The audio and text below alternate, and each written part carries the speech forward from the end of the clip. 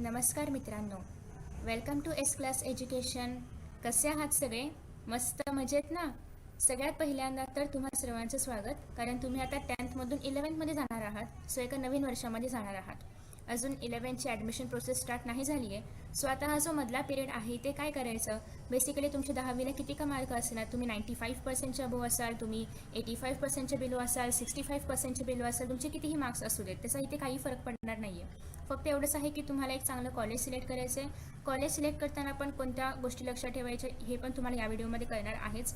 त्यासोबतच नवीन बॅच आहे, नवीन वर्ष आहे, सो सुरुवात कशी करायची आणि सुरुवातीआधी जर आपल्याला मिस्टेक्स कोणत्या होतात ह्या जर कळल्या तर तुम्ही ते अवॉइड करू शकता. सो त्या मिस्टेक्स कोणत्या आहेत आणि सगळ्यात महत्त्वाचं म्हणजे टाईम मॅनेजमेंट. तर बेसिकली या व्हिडिओमध्ये सगळ्यात जास्त लक्ष माझं मोस्टली सायन्स स्ट्रीमवरती असेल. असं काही नाही, बाकीच्या स्ट्रीमबद्दल पण मी सांगेन, पण बेसिकली मी सायन्स स्ट्रीममध्ये होते, सो दॅट्स वाय मला याच्याबद्दल थोडं जास्त बोलता येईल. त्याच्यामुळे मी याच्यामध्ये सायन्स स्ट्रीमबद्दल थोडं जास्त सांगेन. Okay, so let us start. सगळ्यात पहिल्यांदा तर अजून ॲडमिशन प्रोसेस स्टार्ट नाही झाली आहे, सो तुमच्या हातामध्ये चांगला वेळ आहे. या वेळेत तुम्ही तुमचे करिअर ऑप्शन्स चूज करू शकता. एकतर 11th इयर खूप महत्त्वाचं असतं, कारण तुम्हाला जे काही भविष्यात बनायचं आहे त्याचा हा एक पाया आहे. 10th सगळेच एकत्र होते, पण 11 नंतर सगळ्यांच्या स्ट्रीम्स बदलतात. मग आपल्या आवडीनुसार आपल्याला कोणत्या गोष्टीमध्ये करिअर करायचं आहे, आपल्या आयुष्यामधलं मोटिव्ह काय आहे, या सगळ्या गोष्टींच्या आधारे आपण 11th एक स्ट्रीम सिलेक्ट करतो. आता बेसिकली मोस्टली जर आपण पाहिलं तर सायन्स, कॉमर्स आणि आर्ट्स या 3 स्ट्रीम असतात. पण याच्या व्यतिरिक्तही काहीतरी आहे, ते म्हणजे डिप्लोमा असेल किंवा इतर कोणतेतरी कोर्सेस असतील ज्याच्यामध्ये तुम्हाला इंटरेस्ट असेल, तर ते तुम्ही इथे ऑप्शन लिहिलेलं आहे, ओ म्हणजे ऑप्शन. सो त्यामध्ये तुम्ही ते देखील चूज करू शकता. तर बेसिकली मग याच्यामधून काय निवडायचं आणि याच्या पुढे कोणत्या फील्ड्स आहेत, आणि तुम्हाला जर त्याच्याबद्दल माहिती नसेल तर ती माहिती आत्ता काढून घ्या, जेणेकरून तुम्हाला आत्ताच एक प्रॉपर प्लॅन ठरवता येईल की तुम्हाला भविष्यात काय करायचं आहे. सो हा जो वेळ आहे तुमच्याकडे, याच्यामध्ये तुम्ही नक्की सगळी माहिती शोधा, कारण अजून साधारणतः एक 10-15 दिवस तरी तुमच्याकडे तुमच्या हातामध्ये वेळ आहे. सो त्या वेळेमध्ये तुम्ही हे सगळं फाइंड आउट करू शकता. गोल चूज करायचा आहे, राईट स्ट्रीम चूज करायची आहे. बऱ्याचदा तुम्ही काय करतात की माझ्या फ्रेंडने सायन्स घेतलं म्हणून मीही सायन्स घेतलं, मग सायन्स मे बी जमेल न जमेल, त्याच्यानंतर मग तुम्ही कॉमर्सकडे जाता, मग आर्ट्सकडेही जाता येतं. पण एवढं सगळं शिफ्ट करण्यापेक्षा जर तुम्ही सुरुवातीलाच ठरवलं की नाही मला हे करायचं आहे, म्हणजे पर्टिक्युलरली तुम्हाला जर CA बनायचं असेल तर ऑब्व्हियसली तुम्हाला कॉमर्स साईडमधून जावं लागेल. जर तुम्हाला पुढे हिस्ट्रीमध्ये किंवा अशा वेगवेगळ्या विषयांमध्ये काही करायचं असेल तर तुम्हाला आर्ट्समध्ये जावं लागेल. तर बेसिकली हे तुम्ही आधीच ठरवून घ्या. अर्थात हा निर्णय घेणं एवढा सोपा नसतो, कारण मे बी बऱ्याच जणांचा अजून प्लॅन नसेल ठरलेला, तर मग ते बऱ्याच वेळी काय करतात, तर मग अशा वेळी तुम्हाला जर काही ऑप्शन माहिती नसेल की काय करायचं, तर बऱ्याच वेळी सायन्स घेतलं जातं, कारण सायन्समधून आपण कॉमर्समध्ये किंवा आर्ट्समध्ये चेंज करू शकतो. पण अर्थात त्या ठिकाणी वेळ आपल्या वाया जातो, कारण आपण 11 सायन्समधून करणार, नाही जमलं मग 12th आपण चेंज करणार वगैरे, या सगळ्या गोष्टींमध्ये खूप वेळ जातो. आणि मे बी आणि त्याच्यामध्ये अर्थात अभ्यासामध्ये पण फरक पडतो. सायन्स पूर्ण वेगळं आहे, कॉमर्स पूर्ण वेगळं आहे, आर्ट्स पूर्ण वेगळं आहे. सो बेसिकली हे सगळं नंतर करण्यापेक्षा जर तुम्ही आत्ताच डिसाईड केले की तुम्हाला नक्की कोणत्या स्ट्रीमला जायचं आहे, तर तुम्ही आत्ताच ते सिलेक्ट करू शकता. ज्याप्रमाणे सायन्समधून तुम्हाला कॉमर्समध्ये किंवा आर्ट्समध्ये जाता येतं, त्याप्रमाणे तुम्हाला कॉमर्समधून सायन्समध्ये किंवा आर्ट्समधून सायन्समध्ये जाता येत नाही. तुम्ही कॉमर्समधून फक्त आर्ट्समध्ये जाऊ शकता. आणि जर तुम्ही एकदा आर्ट्स चूज केलं तर तुम्हाला परत कधीही साईड बदलता येत नाही. तुम्ही परत कॉमर्स किंवा सायन्सला नाही जाऊ शकत. ओके, सो बेसिकली आत्ताच तुम्ही डिसाईड करायचं आहे की तुम्हाला कोणती स्ट्रीम निवडायची आहे, त्यानुसार तुमचा गोल काय आहे. ओके, आणि जर तुम्ही अजूनही डिसाईड नसेल केलं तर तुमचे जे काही मोठे भाऊ बहीण असतील किंवा तुमच्या घरामधले जे काही ज्यांना नॉलेज आहे या सगळ्या गोष्टींमधलं, त्यांच्याशी थोडंसं डिस्कस करा. असं काही नाही की कुणाच्या प्रेशरमध्ये येऊन तुम्ही सिलेक्ट करणार आहात. फक्त तुम्हाला डिस्कस करायचं आहे की या साईडला गेले तर काय अपॉर्च्युनिटीज आहेत, किंवा गुगलवरती सर्च करा, जेणेकरून तुम्हाला पुढे काय करायचं आहे याच्याबद्दल एक थोडीशी आयडिया मिळेल. ओके, सो तुम्ही जे काही सिलेक्ट करणार असाल तुमची स्ट्रीम, त्यानुसार तुम्हाला त्याच्यामध्ये नेमका काय अभ्यास आहे आणि तुम्हाला तो अभ्यास आवडतोय का, तुम्ही तो अभ्यास करू शकता का, किंवा तुम्हाला त्याच्यामध्ये इंटरेस्ट आहे का, या सगळ्या गोष्टी तुम्हाला लक्षात घ्यायच्या आहेत. कारण 11th आणि 12th जर आपण तिन्ही स्ट्रीममधलं पाहिलं तरी त्याच्यामध्ये थोडासा वास्ट अभ्यास असणार आहे as comparatively to the 10th standard. So 10च्या कंपॅरिझनमध्ये 11th आणि 12thमध्ये अभ्यास खूप वास्ट असतो त्या विषयांमधला. सो तुम्हाला कोणत्या विषयामध्ये इंटरेस्ट आहे तो विषय जर तुम्ही निवडला तर तुम्हाला पुढची 2 वर्ष आरामात अभ्यास करता येईल, कोणताही स्ट्रेस न घेता.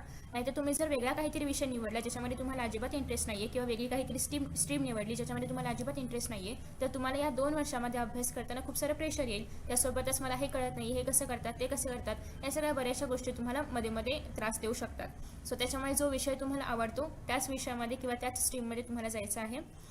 कॉमर्स आणि सायन्सबद्दल मी जास्त काही नाही बोलणार आहे, कारण याच्याबद्दल मला जास्त नाही माहिती आहे फ्रँकली स्पीकिंग. तुम्ही यासाठी दुसऱ्या कोणत्याही टीचर्सचे व्हिडिओ पाहू शकता की जे पर्टिक्युलरली त्या स्ट्रीममधून आहेत. सो बेसिकली सायन्समध्ये जर आपण पाहिलं तर विषय कोणते कोणते असतात याच्यावरती मी ऑलरेडी एक व्हिडिओ अपलोड केलेला आहे. पण याच्यामध्ये सगळ्यात महत्त्वाचा मुद्दा असा असतो, तुम्हाला आताही बऱ्याच ठिकाणी विचारलं जात असेल की तुम्ही ग्रुप ए सिलेक्ट करणार आहात की ग्रुप बी सिलेक्ट करणार आहात, की थर्ड आहे ते म्हणजे ए आणि बी दोन्ही ग्रुप असतात. सो बेसिकली हा ए आणि बी आणि दोन्ही ए बी ग्रुप हे नेमकं काय आहे. तर ए ग्रुपमध्ये तुम्हाला 3 विषय असतात, फिजिक्स, केमिस्ट्री आणि मॅथ्स. बी ग्रुपमध्ये तुम्हाला 3 विषय असतात, फिजिक्स, केमिस्ट्री आणि बायो. आणि जर तुम्ही ए बी दोन्ही ग्रुप घेतले तर तुम्हाला फिजिक्स, केमिस्ट्री, मॅथ्स आणि बायो 4 विषयांचा अभ्यास करावा लागतो. अर्थात दोन्हीकडेही फिजिक्स आणि केमिस्ट्री कॉमन आहे, तुम्हाला ते कुठेही सोडता येत नाहीत. ऑप्शन आहे तो म्हणजे फक्त मॅथ्स आणि बायोमध्ये, किंवा तुम्ही दोघांनाही कॅरी म्हणजे घेऊन जाऊ शकता. ओके. सो बेसिकली याच्यामध्ये आता फ्रँकली स्पीकिंग जर वरवर म्हणायचं झालं तर मॅथ्स घेतलं तर तुम्हाला इंजिनिअरिंग फील्डमध्ये जाता येतं, बायो घेतलं तुम्हाला डॉक्टरच्या फील्डमध्ये जाता येतं. आता पूर्ण जगामध्ये इंजिनियर आणि डॉक्टर हे दोनच प्रोफेशन नाही आहेत, पण जस्ट वरवर सांगायचं झालं त्याच्यामुळे मी असं सांगितलेलं आहे. अजून मॅथ्समधून तुम्ही बऱ्याचशा इतर फील्ड्समध्ये जाऊ शकता, बरेच फील्ड्स आहेत, तुम्ही ते देखील चेकआउट करू शकता. आपला व्हिडिओ करिअर डिस्कशनवरचा नाही आहे, सो त्याच्यामुळे मी जास्त करिअरमध्ये जाणार नाही आहे. बेसिकली तुम्हाला फक्त जस्ट एक वरवर आयडिया दिली की जेणेकरून तुम्ही विषय सिलेक्ट करू शकता. अगेन PCMB 4 विषय आहेत, मॅथ्स साधासुद्धा विषय नाही आहे. जर तुम्हाला फक्त बायोमध्ये करिअर करायचं असेल यू शुड टेक PCB, पण तुम्हाला दोन्ही विषय ठेवायचे आहेत तर तुम्हाला दोघांवरतीही फोकस करावा लागेल, कारण ना मॅथ्स सोपा आहे ना बायो सोपा आहे.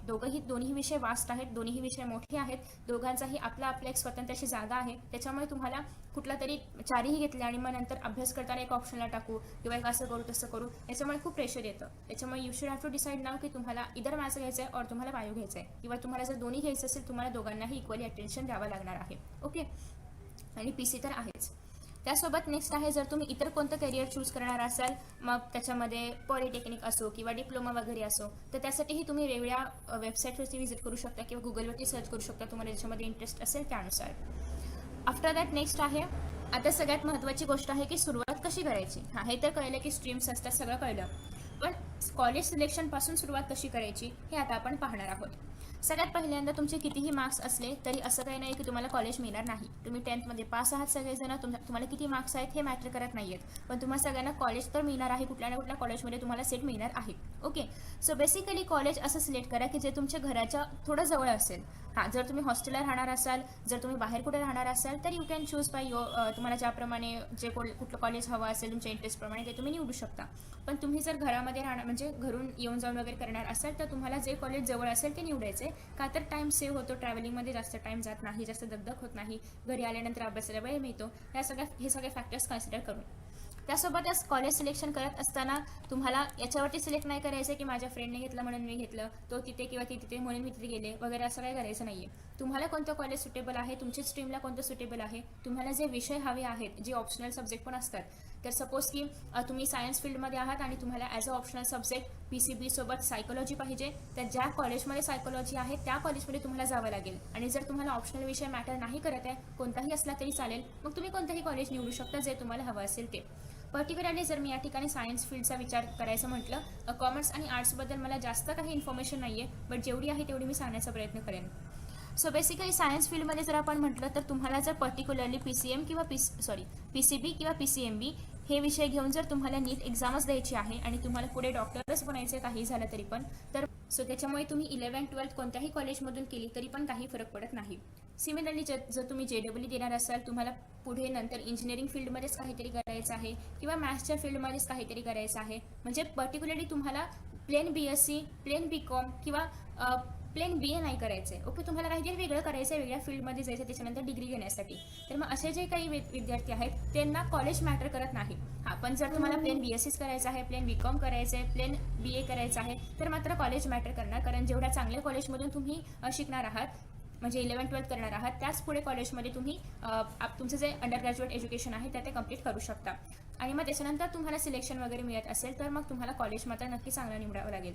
बट जर तुम्ही पर्टिक्युलरली काही एंट्रन्स एक्झाम देऊन जाणार असाल कुठल्या तरी दुसऱ्या फील्डमध्ये, म्हणजे प्लेन BSc किंवा प्लेन ग्रॅज्युएशन न करता, तर मग मात्र तुम्हाला कॉलेज मॅटर करणार नाही. ओके. सो तुमच्या गोलनुसार तुम्हाला कॉलेज सिलेक्ट करायचं आहे.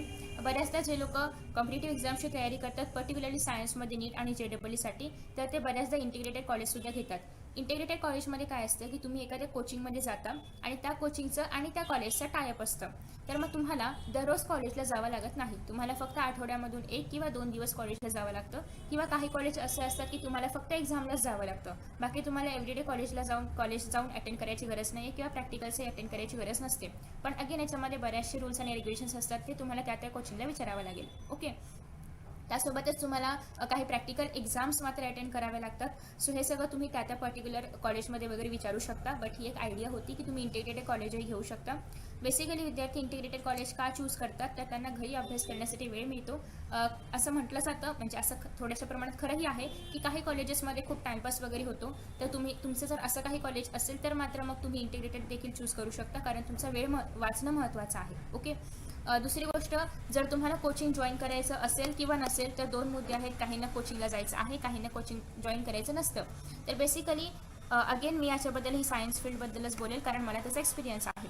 सो बेसिकली इथे जर आपण पाहिलं तर आपल्याकडे 2 विषय आहेत. एक तर कोचिंगला जायचं आहे, एक तर नाही जायचं आहे. मग आता बेसिकली याच्यामध्ये कोचिंगमध्ये नेमकं काय करतात, तर तुमची प्रिपरेशन करून घेतात. तुम्ही ज्याही फील्डमध्ये असाल, नीटसाठी असेल, JEE असेल, काही असेल, याच्यामुळे तुम्हाला एक सेल्फ डिसिप्लिन मिळतं की आपल्याला या दिवसांमध्ये या एक्झामपर्यंत एवढा पोर्शन कंप्लीट करायचा आहे, एवढं आपल्याला शिकवलेलं आहे. हे सगळं याच्यावरती चालतं. तुम्ही जर एक चांगलं कॉलेज निवडलं असेल, खूप फेमस कॉलेज आहे, खूप चांगलं त्या ठिकाणी शिक्षण आहे, अर्थात सगळ्या कॉलेजमध्ये चांगलं शिक्षण असतं, बट तरीही तुमच्या कॉलेजमध्ये पूर्ण सगळं व्यवस्थित शिकवलं जात असेल तर मग तुम्ही कॉलेज अटेंड करून न कोचिंगला जाता सुद्धा सेल्फ स्टडी करू शकता. बट अगेन तुम्ही त्यासाठी सेल्फ डिसिप्लिन असला पाहिजे की तुम्हाला एवढं कंप्लीट करायचं तर एवढं कंप्लीट केलं गेलंच पाहिजे. ओके. सो तुम्ही असे जर असाल, सेल्फ डिसिप्लिन आहे, तुम्ही स्वतःहून अभ्यास करू शकता, स्वतःहून गोष्टी समजून घेऊ शकता, यूट्यूबवरचे काही व्हिडिओज पाहून तुम्ही तुमचा सिलेबस कंप्लीट करू शकता, असं जर काही असेल तर तुम्ही कोचिंगला नाही गेलात, नाही कोणता क्लास लावला तरीही चालू शकतं. But again it completely depends on you. दुसरी गोष्ट अशी आहे, जर तुम्ही क्लास जॉईन केला असेल तर तुम्ही त्या क्लासनुसार जाता. म्हणजे भलेही तुमच्या कॉलेजमध्ये शिकवत असतील नसतील, काही गोष्टी बऱ्याचदा असं होतं की कॉलेजेसमध्ये 11th काही गोष्टी नाही शिकवल्या जात, किंवा 11th त्याच कॉलेजेस एक्झाम घेतात, कारण बोर्ड लेवलची एक्झाम नसते. त्याच्यामुळे बऱ्याचदा एखादा लेसन नाही शिकवला, सेल्फ स्टडीसाठी दिला, असं काहीतरी होऊ शकतं. बट क्लासेसमध्ये त्यांना शिकवावेसाठी त्यांची रिस्पॉन्सिबिलिटी आहे की ते सगळे चॅप्टर्स तुम्हाला शिकवणार. सो दॅट्स वाय जर तुम्हाला वाटत असेल की आपला सगळा सिलेबस कंप्लीट व्हावा, तर तुम्ही कोणताही ऑनलाईन कोचिंग जॉईन करू शकता as per your need. Next आहे सिलेबस आणि सब्जेक्ट तुम्हाला व्यवस्थित निवडायचे आहेत. जर तुम्ही पर्टिक्युलरली सायन्स फील्डमध्ये जाणार असाल तर तुम्हाला ऑप्शनल सब्जेक्ट असे निवडायचे आहेत की जे तुम्हाला जास्त प्रेशर नाही देणार. म्हणजे बेसिकली तुम्ही जर PCB घेतलेला आहे तर तुम्हाला कोणते कोणते ऑप्शनल विषय घेता येतात याच्यावरती मी ऑलरेडी व्हिडिओ अपलोड केलेला आहे. त्याच्यामध्ये मी याच्याबद्दल डिटेलमध्ये सांगितलेलं आहे. सो तुम्ही तो व्हिडिओ चेकआउट करू शकता. लिंक तुम्हाला डिस्क्रिप्शन बॉक्समध्ये पाहायला मिळेल. पण ऑप्शनल सब्जेक्ट असे चूज करा की जे तुम्हाला at the end of the day जास्त प्रेशर नाही देणार की तुम्हाला फिजिक्स पण करायचं आहे, मॅथ्स पण करायचं आहे, बायो पण करायचं आहे, केमिस्ट्री पण करायचं आहे, आणि अजून कुठला तरी तुम्ही ऑप्शनल घेतला आहे जो की खूप वास्ट आहे. ओके. सो बेसिकली असं करायचं नाही आहे. ऑप्शनल एकदम साधंसुद्धा घ्यायचं आहे, जो की एक्झामच्या आधी एक आठवडाभर वाचलं तरीही तुमचा अभ्यास आरामात होऊ शकतो. असं समथिंग तुम्ही ऑप्शनल निवडू शकता. ओके. मग याच्यामध्ये काय काय येऊ शकतं, इकॉनॉमिक्स येऊ शकतं, किंवा जॉग्राफी येऊ शकतं, IT येऊ शकतं. तर हे सगळे विषय याच्यामध्ये येऊ शकतात. अर्थात तुम्ही जर मराठी किंवा हिंदी वगैरे निवडणार असाल आणि तुमचे जर निबंध लेखनाची प्रॅक्टिस वगैरे सगळी चांगली असेल तर तुम्ही तेही एक्झामच्या 1-2 आठवड्याआधी कंप्लीट करू शकता. पण तुम्हाला मराठी आणि हिंदीसाठी किंवा तुम्ही इतर कुठला सब्जेक्ट ॲज अ लँग्वेज म्हणून जर तुम्ही ऑप्शनल सब्जेक्ट घेत असाल तर तुम्हाला त्या विषयामध्ये जे पण रायटिंग स्किल आहे, जे पण ग्रामर वगैरे जे पण असेल ते सगळं पर्टिक्युलरली करावं लागेल. पण तुम्ही जर असे काही ऑप्शन निवडले, सायकोलॉजी असेल, इकॉनॉमिक्स असेल, IT वगैरे असेल, तर तुम्हाला त्या ठिकाणी जास्त प्रॅक्टिस करावी लागणार नाही. ओके. आफ्टर दॅट नेक्स्ट आहे डिफिकल्टीज काय येतील आणि टाईम मॅनेजमेंटमध्ये अडचणी काय येतील. तर बेसिकली डिफिकल्टीज हेच आहेत की 10th आणि 11th कम्प्लिटली डिफरंट आहे. दोन्ही वेगवेगळ्या टोकावरचे आहेत. 10th तुम्ही ज्याप्रमाणे अभ्यास करत होता त्याप्रमाणे तुम्ही अभ्यास केला आणि 11th चांगले मार्क्स मिळाले किंवा चांगले पर्सेंटेज मिळाले, सेम 12th चांगले पर्सेंटेज मिळाले असं होणार नाही. कारण 10thची अभ्यास पद्धत आणि 11thची अभ्यास पद्धत टोटली डिफरंट आहे. कारण तुम्ही अर्थात तुमचे काही विषय नवीन असतील या ठिकाणी. तुम्ही जर पर्टिक्युलरली कॉमर्समध्ये गेलात तर कम्प्लिटली काही विषय एकदम नवीन असतात. आर्ट्समध्ये तरीही तुम्हाला हिस्ट्री वगैरे, मराठी वगैरे ऑलरेडी माहिती आहे. सायन्समध्ये तुम्हाला बायोलॉजी, मॅथ्स वगैरे हे सगळे विषय ऑलरेडी माहिती असतात. सो अशा पद्धतीने तुम्ही जेव्हा कम्प्लिटली नवीन कुठल्या तरी स्ट्रीममध्ये जाताय तेव्हा अर्थात तुम्हाला त्या ठिकाणी सुरुवातीला ॲडजस्ट व्हायला वेळ लागतो. सगळ्यांनाच वेळ लागतो, नो प्रॉब्लेम. सो परंतु तुम्हाला या गोष्टी लक्षात ठेवायच्या आहे की काही मिस्टेक्स जर तुम्ही अवॉइड केलात तर तुमचा हा जो वेळ आहे किंवा तुम्हाला जे पुढे होणारा त्रास आहे तो तुम्ही वाचवू शकता. बेसिकली अशा कोणत्या मिस्टेक्स होतात, तर सगळ्यात पहिल्यांदा आपल्याला असं वाटतं जेव्हा 11th सुरू होते तेव्हा आपल्याकडे खूप सारा टाईम आहे, 11th काय असंच जाता यावं. सो बेसिकली या ज्या गोष्टी असतात त्या तुम्ही अवॉइड करायचे, की 11th असंच वर्ष नाही आहे, त्या ठिकाणी तुम्हाला खूप अभ्यास करावा लागतो. जर तुम्हाला 12thमध्ये चांगलं करायचं असेल, जर तुम्हाला एंट्रन्समध्ये चांगले मार्क्स मिळवायचे असतील, जर तुम्हाला एक चांगलं कॉलेज हवं आहे for your under graduation degree, तर तुम्हाला 11thमध्येच जास्त चांगला अभ्यास करावा लागतो. कारण 11th आणि 12th यांचा एकत्रित मिळून अभ्यास तुम्हाला एंट्रन्सला असणार आहे. त्याच्यामुळे तुम्ही 11thला अजिबात निग्लेक्ट करू शकत नाही. काही विद्यार्थी 11thला पूर्ण सोडून देतात, की 11thमध्ये मस्त एन्जॉय करणार, नवीन कॉलेज असतं, नवीन फ्रेंड्स असतात, सगळे एन्जॉयमेंट सुरू असते. बट हां, एन्जॉय करा, no problem, but you have to give priority to your studies. कारण तुमचा अभ्यास त्या ठिकाणी महत्त्वाचा आहे. तुम्ही कॉलेज का निवडले? अभ्यासासाठी. ओके, तुम्ही ती स्ट्रीम का निवडली? अभ्यास करण्यासाठी. सो बेसिकली जो एक मेन गोष्ट आहे त्याच्यावरती पण तुम्हाला फोकस करावा लागेल. सो बेसिकली टाईम आपल्याकडे खूप आहे हा एक भ्रम असतो, तो काढून टाका. टाईम अजिबात खूप नाही आहे, टाईम नेहमी कमी असतो. आफ्टर दॅट नेक्स्ट आहे सिलेबस. वास्ट आहे 11th स्टँडर्डचा कम्पॅरिझन जर आपण केलं 12th आणि 10thपेक्षा तर. सो सिलेबसची कॉपअप करायला खूप वेळ लागतो. दॅट्स वाय तुम्हाला सुरुवातीपासूनच एक तुम्ही पर्टिक्युलरली शेड्यूल वगैरे जे पण असेल ते ठरवू शकता. पण सिलेबस खूप वास्ट आहे, सो तुम्हाला तो तुमच्या कोचिंगनुसार कंप्लीट करावाच लागेल, जे पण तुमचे विषय असतील त्यानुसार. नेक्स्ट आहे at the end of the 11th. असं होतं की 11thचे सुरुवातीचे काही चॅप्टर्स सुटलेले असतात, किंवा मधले काही चॅप्टर्स समजलेच नाही आहेत, किंवा शेवटचे काही चॅप्टर्स मधले चॅप्टर्स सुटल्यामुळे कळतच नाही आहेत. सो त्याच्यामुळे बेसिकली एक बॅकलॉग तयार होतो. बॅकलॉग म्हणजे काय? उरलेला जो अभ्यास आहे तो, जो की कोचिंगमध्ये शिकवून झाला आहे, कॉलेजमध्ये शिकवून झाला आहे, त्याच्यावरती टेस्ट पण आहे, पण आपला अभ्यास नाही झाला आहे. ओके, आणि तो होतही नाही आहे. तर या सगळ्या गोष्टींना आपण बॅकलॉग म्हणतो. मग हा जो काही बॅकलॉग असेल 11thचा, तर तो होऊ देऊ नका. मग तो कसा अवॉइड करायचा? तर तुम्हाला तुमच्या क्लासनुसार, किंवा क्लास नसेल लावला तर तुम्ही जे काही यूट्यूबला कोणालाही फॉलो करत असाल त्यानुसार, किंवा तुम्ही जर फक्त कॉलेजवरती डिपेंड असाल तर कॉलेजनुसार तुम्हाला तो सिलेबस कंप्लीट करायचा आहे. जे ज्या दिवशी शिकवलं जाईल ते तुम्हाला त्या दिवशी करायचं आहे. टेस्टच्या आधी त्या गोष्टींचं प्रिपरेशन करायचं आहे. मग तुमचा बॅकलॉग तुम्हाला अवॉइड करता येईल. असं बऱ्याचदा होतं की तुम्हाला एखादा चॅप्टर शिकवला जातो, तुम्हाला तो समजत नाही, तुम्ही त्याच्यावरती परत यूट्यूबचे व्हिडिओज पाहता तरी समजत नाही, मग त्याच्यामध्ये खूप सारा वेळ जातो. सो असे जे काही चॅप्टर्स आहेत जे तुम्हाला नाही समजत आहेत त्याच्यावरती जास्त वेळ खर्च न करता जे समजत आहेत ते आधी करा, आणि मग ते चॅप्टर्स पक्के झाल्यानंतर जे समजले नव्हते ते मग तुम्ही पर्सनली टीचरकडून शिकून घेऊ शकता, किंवा इतर काही नवीन व्हिडिओज पाहून, बरेचसे व्हिडिओज पाहून तुम्ही त्याच्यामधून कॉन्सेप्ट्स क्लिअर करू शकता. सो बेसिकली या सगळ्या गोष्टी करा, बट आधी जे तुम्हाला चॅप्टर्स परफेक्ट करता येतात ते आधी परफेक्ट करा. कारण असे बरेचसे चॅप्टर्स आहेत जे अवघड आहेत, अर्थात आहेत, फिजिक्समध्ये म्हणा, किंवा केमिस्ट्रीमध्ये म्हणा, किंवा इव्हन मॅथ्समध्ये आणि बायोमध्ये सुद्धा. तर मग असे जे चॅप्टर्स आहेत ते तुम्ही पूर्ण स्किप नाही करायचे, कारण ते चॅप्टर्स तुम्हाला एंट्रन्सला आहेत. बट त्या चॅप्टर्समधलं जे महत्त्वाचं आहे त्यामधल्या थोड्याफार गोष्टी तुम्हाला माहिती असल्या पाहिजेत, कारण बऱ्याचदा 11th आणि 12thचा पोर्शन लिंक्ड आहे. सो तुम्ही जर 11thमध्ये ते नाही केलं तर तुम्हाला 12thमध्येही नाही समजणार, आणि अर्थात 11-12मध्ये नाही समजलं तुम्ही ते एंट्रन्समध्येही नाही करू शकत. सो त्याच्यामुळे या सगळ्या मिस्टेक्स तुम्हाला अवॉइड करायच्या आहेत. त्यासोबतच तुम्ही आत्ताच जेव्हा तुम्ही एक हाफ 11th वगैरे संपेल तेव्हा तुम्ही हे नोट डाऊन करून घ्या की 11th आणि 12thचे कोणते चॅप्टर्स कनेक्टेड आहेत, आणि ते चॅप्टर्स 11thमध्येच परफेक्ट करून घ्या, जेणेकरून 12thला तुम्हाला जास्त त्याच्यासाठी कष्ट नाही घ्यावे लागणार. फॉर एक्झाम्पल मोल कॉन्सेप्ट वगैरे असेल केमिस्ट्रीमधला, जे की प्रत्येक ठिकाणी युजफुल आहे, 11thमध्ये, 12thमध्ये, एंट्रन्समध्ये, पुढेही. ओके, सो दॅट्स वाय ते तुम्हाला परफेक्टली करायचंच आहे. तर या काही गोष्टी तुम्ही लक्षात ठेवू शकता. अर्थात सिलेबस खूप वास्ट आहे, त्याच्यामुळे सुरुवातीला असं वाटतं की अभ्यास नाही होणार, किंवा हे काय होतंय, मला का कळत नाहीये, किंवा माझ्यासोबत असं का होतंय, मी हे का कंप्लीट करू शकत नाहीये, माझ्या का लक्षात राहत नाहीये. अर्थात हे सगळ्यांच्या बाबतीत होतं. त्याच्यामुळे या ज्या सुरुवातीच्या गोष्टी आहेत हे इग्नोर करायच्या आहेत, आणि जेवढा अभ्यास होईल तेवढा परफेक्ट करायचा आहे. असं वाटतं की हे एक्झाम्पल्स नाही सॉल्व्ह होत आहेत, हे न्यूमेरिकल्स नाही सॉल्व्ह होत आहेत, हे लॉग कुठून आले, हे ट्रिग्नोमेट्रीचे टेबल्स कुठून आले, किंवा हे रिॲक्शन्स एवढ्या सगळ्या कुठून आल्या. तर बेसिकली हे जे सगळं आहे तर हे सगळ्यांसोबतच होणार आहे, कारण सगळ्यांना सिलेबस सेम आहे. सगळेजण 11thमध्ये नवीन आलेले आहेत, सगळ्यांना सिलेबस सेम आहे, सगळ्यांचे बुक्स सेम आहेत, सगळ्यांनाच कॉपअप करायचं आहे. सो त्याच्यामुळे सगळ्यांसोबत या सगळ्या डिफिकल्टीज येतातच. बस तुम्हाला कसंही करून ते समजून घ्यायचं आहे, आणि नसेल समजत तर तुम्हाला टीचरची हेल्प घ्यायची आहे, किंवा यूट्यूबचे व्हिडिओज पाहायचे आहेत.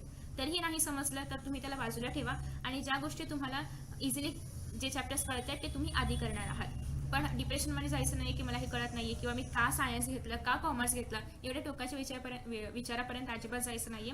आता तुम्ही जर ती फील्ड चूज केली आहे तर you should have to get in to that. असं नाही की तुम्ही कोणाच्या तरी सांगण्यावरून घेतली आहे. स्वतःच्या मनाने फील्ड निवडा, जेणेकरून तुम्हाला पुढे असं काही झालं तर मी का निवडलं असं होणार नाही. ओके, आफ्टर दॅट नेक्स्ट आहे सगळ्यात पहिल्यांदा प्रायोरिटीजवरती फोकस करायचं आहे. बऱ्याच जणांचं असं असतं की मी जर एंट्रन्सची तयारी करणार आहे तर कॉलेजच्या एक्झाम्सकडे लक्ष नाही दिलं तरी चालेल, तर चालू शकतं. बट तुम्हाला काहीतरी करून कॉलेज एक्झाम्समध्ये ॲटलिस्ट पास व्हायचं आहे, एवढे तरी मार्क्स मिळवायचे आहेत की जेवढे एंट्रन्सला आवश्यक आहेत. मग ते बोर्ड्समध्ये असो किंवा 11साठी असो. अर्थात 11चे मार्क्स आणि एंट्रन्सचे मार्क्स याच्यामध्ये काही रिलेशन नाही आहे. बट तुम्ही अर्थात एंट्रन्सचा अभ्यास करता तर तुमचा साईड बाय साईड 11चाही अभ्यास ऑलमोस्ट होतो. सो त्याच्यामुळे तुम्ही त्याच्यामधून स्वतःला अनालिसिस करू शकता 11च्या मार्क्समधून वगैरे. बट 11चे मार्क्स तसे तुम्हाला पुढे कुठे जास्त युजफुल नाही आहेत. सो कमी मिळाले, कसेही मिळाले तरी त्याच्यामध्ये अजिबात टेन्शन घ्यायचं नाही आहे. 11 बऱ्याच जणांना, इनफॅक्ट सगळ्यांनाच अवघड जाते. सो थोडासा वेळ लागेल तुम्हाला ॲडजस्ट होण्यासाठी, बट तुम्ही ॲडजस्ट होऊ शकता. 12पर्यंत आरामात सगळेजण या नवीन पुस्तकांबद्दल किंवा सगळ्या नवीन विषयाबद्दल, सगळ्या नवीन विषयांसोबत ॲडजस्ट होऊन जाता. बऱ्याचदा असं भीती वाटते की आपला सिलेबस नाही होणार, आपण फेल झालो तर वगैरे वगैरे वगैरे. सो बेसिकली तुम्ही जर आता ते निवडलंय, तुम्हाला ते करणं गरजेचं आहे. मग निगेटिव्ह विचार करण्यापेक्षा पॉझिटिव्ह विचार करून जर तुम्ही त्याच्यामधून बाहेर पडत गेला तर ते चांगलं आहे ना. सो दॅट्स वाय तुम्ही अजिबात असा विचार नका करू की आता मला रिॲक्शन्स बाय हार्ट नाही होत आहेत, आता मला नाही येते, मी याला सोडून देते. तर बेसिकली सोडून देण्यापेक्षा काही ना काहीतरी करून त्याच्याशी रिलेटेड टॉपिक्स किंवा त्याच्यामध्ये इम्पॉर्टंट टॉपिक्स फक्त तुम्ही लक्षात ठेवण्याचा प्रयत्न करा. एकदम पूर्णच्या पूर्ण चॅप्टर नका सोडून देऊ. ओके. नेक्स्ट आहे 11मध्ये एकतर लेट सुरू होतं वर्ष, त्याच्यामुळे वेळ कमी असतो आणि एक्झाम्स खूप फास्ट येतात. सो सिलेबस कंप्लीट करण्यासाठी वेळ मिळत नाही. त्याच्यामुळे तुम्हाला ॲटलिस्ट जेवढा एक्झामला सिलेबस आहे, अर्थात कॉलेजेसच्या ज्या एक्झाम्स असतात त्याच्यामध्ये तुम्हाला जास्त सिलेबस नाही विचारला जात. मोस्टली कॉलेजेसमध्ये, काही कॉलेजेसमध्ये पूर्ण सिलेबस असतो, बट काही कॉलेजेसमध्ये जेवढं शिकवले तेवढंच विचारलं जातं. सो तुम्ही ज्या कॉलेजमध्ये आहेत त्याच्यानुसार हे ठरेल. बट तुम्हाला एक्झामचं जास्त टेन्शन नाही घ्यायचं आहे. तुम्हाला स्मूथली तुमचं 11 कंप्लीट करायचं आहे at the end of the 11. किंवा थोडेसे जर काही चॅप्टर्स राहिले तुम्ही ते 12च्या एंडला पण थोडा वेळ असतो तेव्हा करू शकता, जर तुम्हाला जे बोर्डसाठी पर्टिक्युलरली जे टॉपिक्स हवे असतील ते. पण तुम्ही जर एंट्रन्सची तयारी करत असाल तर तुम्हाला पूर्ण 11 कसंही करून 12च्या शेवटीपर्यंत, म्हणजे एंट्रन्स एक्झामच्या आधीपर्यंत कंप्लीट करावंच लागेल. ओके. आफ्टर दॅट नेक्स्ट सिलेबसबद्दल सांगायचं झालं तर तुम्हाला सुरुवातीला सिलेबसबद्दल खूप अडचणी येतील की खूप फास्ट सिलेबस वगैरे आहे, बट कालांतराने तुम्ही सिलेबससोबत ॲडजस्ट व्हाल. नेक्स्ट आहे टाईम मॅनेजमेंट कशा पद्धतीने करायचं आहे, कारण क्लास असणार आहे, कॉलेज असणार आहे. क्लास नसेल तर तुम्ही कुठले तरी पर्टिक्युलर टीचर्स फॉलो करत असाल यूट्यूबवरती, ते तुम्ही फॉलो करू शकता.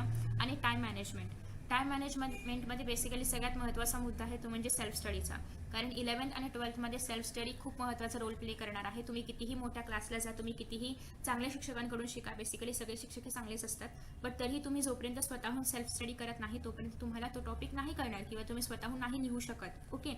सो 10thपर्यंत चाललं की तुम्ही पाठ केलं, लिहिलात आणि पेपर दिला आणि झाले, तुम्हाला मार्क्स मिळाले.